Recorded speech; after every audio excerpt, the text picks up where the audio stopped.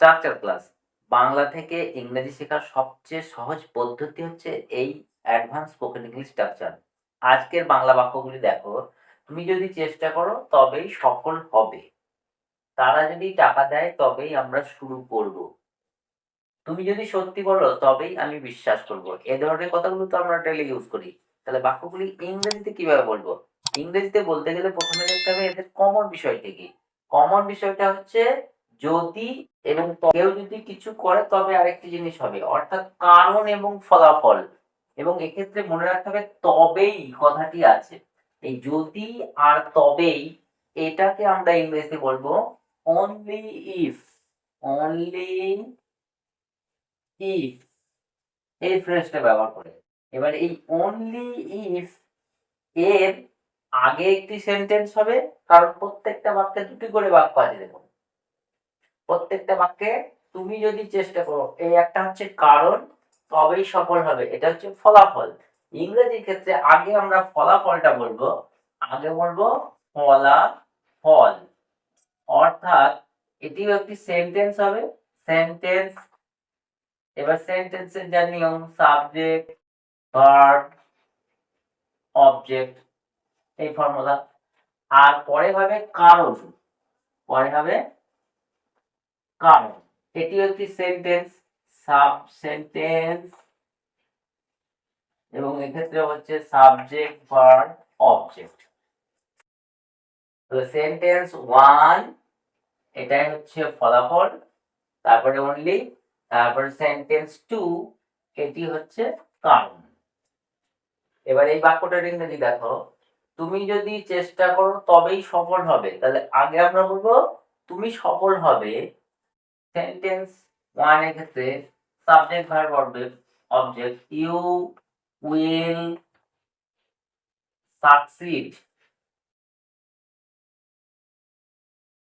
You will succeed, তুমি সফল হবে। অনলি ইফ, অনলি ইফ, এই যে অনলি ইফটা আমরা ব্যবহার করেছি, যদি তুমি চেষ্টা করো। Only if you try, you will succeed, তুমি সফল হবে। অনলি ইফ ইউ ট্রাই, যদি তুমি চেষ্টা করো তবেই সফল হবে। তারা যদি টাকা দেয় তবেই আমরা শুরু করব। তাহলে আমরা প্রথমে ফলাফলটা বলে নিই। আমরা শুরু করব, we will start, we will start, আমরা শুরু করব। Only if, only if, only if, এরপরে কারণটা বসাতে হবে, যদি তারা টাকা দেয়, যদি তারা টাকা দেয়। অনলি ইফ দে, তারা, টাকা দেওয়া, পে, পে বললেই হবে। উই উইল স্টার্ট, আমরা শুরু করব। অনলি ইফ দে পে, যদি তারা টাকা দেয় তবেই আমরা শুরু করব। তুমি যদি সত্যি বলো তবেই আমি বিশ্বাস করব। তাহলে আমি বিশ্বাস করব, আই উইল বিলিভ, বিশ্বাস করা, believe you, I will believe you, আমি তোমাকে বিশ্বাস করব।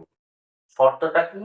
Only if, only if, only if, তুমি যদি সত্যি বলো, you,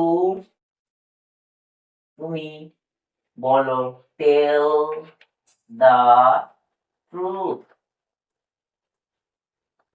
you tell the truth, I will believe you, আমি তোমাকে বিশ্বাস করব। অনলি ইফ, যদি তুমি, ইউ টেল দ্য ট্রুথ, সত্যিটা বলো। তুমি যদি মনোযোগ দাও তবেই শিখতে পারবে। তার মানে তুমি শিখতে পারবে, এর একটা শর্ত হচ্ছে মনোযোগ দেওয়া।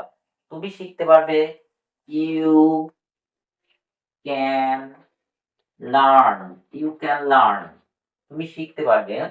অনলি ইফ, অনলি ইফ, যদি তুমি এটা করো তবেই, যদি তুমি মনোযোগ দাও।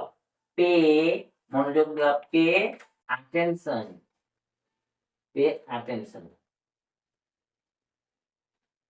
ইউ ক্যান লার্ন, তুমি শিখতে পারবে। Only if you pay attention, যদি তুমি মনোযোগ দাও তবেই তুমি শিখতে পারবে। তাহলে এই ধরনের কথা যে ক্ষেত্রে শর্ত বোঝানো হয়, এবং প্রথমে করতে হবে কি, প্রথমে ইংরেজি করতে গেলে এর ফলাফলটা দিতে হবে, তারপরে অনলি ইফ এবং তারপরে তার শর্ত বোঝাতে হবে।